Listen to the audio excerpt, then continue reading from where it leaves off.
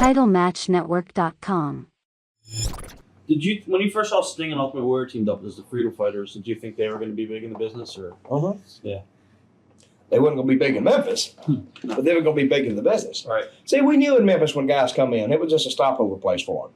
You know, they going to be there 3 months. You know, we sort of knew that.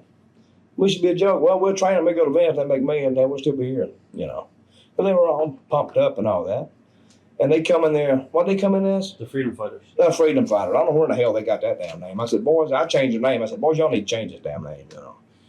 And I just had saw the movie Blade Runners. Yeah. I said, they'll be the Blade Runners. They said, okay, we're the Blade Runners. So they were the Blade Runners for a while. So the Blade Runner was, to me, a more appropriate name than the damn Freedom Fighters. I mean, and we wasn't fighting damn communism down there. So. What are your memories of your series with the Fabulous Ones? Wait a minute. That was a short one. Right. The Fabs, let me just talk about the Fabs a minute. The Fabs came in there, and it's Steve Kern and Stan Lane. And we're over to the extent that, you know, people sort of liked them, but you really, they weren't marketable in the sense that you could draw a big sellout with them. Jared Jarrett, he said, we need to do something with these guys. And he had the foresight to see that sex sells. So he started doing all these little sexy videos with them, you know. You know, if you look at it now, you say, boy, what a bunch of fags they look like, you know. But then in Memphis, they said, oh, see, in Memphis, he was drawing a 70 share, and the TV was just so hot. We were the stars. Right. See, they didn't have pro football, they had pro basketball, you know. Movie stars ain't coming there. We were the closest thing they had to celebrities, you know. And when those girls saw that, brother, they went from drawing just a mediocre house to selling out. Then he put Jackie Fargo with them, you know, just as a little icing on the cake. Right. He wasn't there all the time. They just brought him in. Like he was the one who's the reason to put them together. He wanted to create another team. Then he left. But they were already established. And they drew big money. They drew with the Moondog. They drew with the Road Warriors. And I forgot who else he worked with, the Assassin. They had some generic assassin team. And they just drew big money, you know. How about Austin Idol? What was he like outside the ring, and what was he he's a prima donna. He's a prima donna son of a gun, you know. See, he thought he was like a bigger star than what he was. This story about Austin, he used to come into Memphis, right? Because Laura liked him. Right. And he is a marketable guy. But hell, once you got him there, you couldn't do nothing with him. He ain't doing that. He ain't going to do that. Give him my money. Hell, they paid him one night, and he left before he had his match. Don D drove him to the airport. He said, hey, mate, drive me to the airport. Okay, took him out of there. Because he didn't want to put nobody over. He didn't want to do this. He didn't want to do that. But fine for everybody else to put him over. He didn't want to do it. Right. You know? And that's why he didn't get any farther in the business than he did, you know. Now, before we go to Jim Crockett's territory, what was your most memorable moment in Memphis? Like, what were some of your, what's something that stands out in your mind? That when I went to the Lorraine Motel where Martin Luther King was shot and stood in the same spot. No, it's a joke. I was going to say, wait. I said, that bullet come from right there. Damn. That's not funny. Now, what was my most memorable moment? Yeah. I don't know. Okay. 6,000 matches. Hell, I can't pick them out. All right, Jim Crockett. How did you wind up working for Jim Crockett Promotions?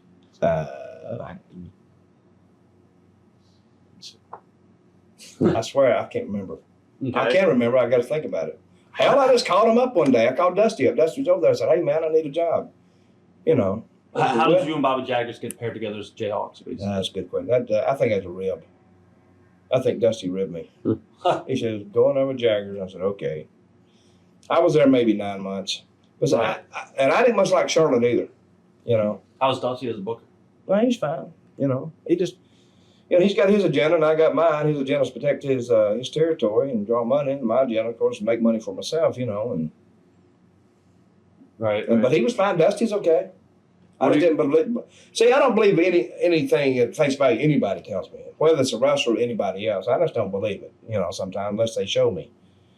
And he had Magnum TV there and the Rock and Roll Express, and you know, he had things he had to do too, and I wasn't figured in a lot of it. You know, I was figured in to a degree. Then he got the part. Then they took over. They took over Florida, and they called it Charlotte South, or some shit. Right. Why don't you just call it Florida? God damn it! Why give it another name? Florida, Charlotte South. Then they took over Kansas City and called it Charlotte West. I didn't get it. You know, Dusty trying to be cute or something. I don't know. But neither one of them went. What he wanted it to be is satellite systems of Charlotte. But see, Florida, you know, it didn't need it was a major league player on its own if you just wanted to make it that way. Because Dusty proved that when they had Florida Championship Wrestling. But to make it a subsidiary and make it a satellite, Florida is much bigger and more heavily populated than the Carolinas. So I didn't quite understand it. What are your memories of your feud with the Midnight Express when you did the angle with Jim Cornette and Midnight and stuff like that? When was this? This was what year was that? 86. Yeah, 86. And where was that? Charlotte. Oh, okay. Oh, yeah, I remember that. Good. I don't remember what I did. I swear to God. What did I do? Didn't they? I remember Cornette hit me with a goddamn tennis racket one time. And I said, the next time you hit me, I swear to God, I'm busting your ass, this bullwhip. He'd like to kill me. All My right. back is still stinging from it. that was when Bubba was in it, right? Yeah. Oh, yeah. That was good. That was about a 6-week run. It was good. Why did you guys end up leaving that territory? You just didn't like it, or? Well, I said, you know, they wanted to send me to Florida. Right. They want me to go down and pioneer this brand new place. My days of pioneering are over. And I told them, I said, I'm not pioneering that place, guys. I'm not going. They said, well, okay, we'll do this. We'll only send you down there for 2 weeks. I said, no, I'm not going for 2 weeks. I'm not going. That's when I went to Continental. Right. So I went down there. What was that like? Oh, it was good. Continental was fine.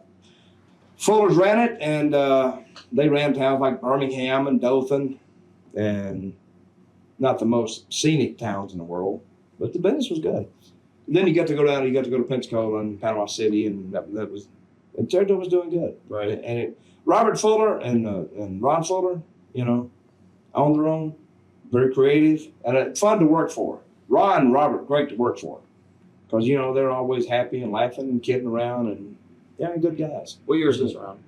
I think this was like 87. I think so, 87, 88, something like that. Right. And I guess you worked for Smoky Mountain Wrestling, and what year was that? It was like 92, 93. Well, wait a minute, this guy knows more than I know. I know. Wait a minute. He's He's not even on camera. Turn his camera around and get a shot of him here. Okay, 92.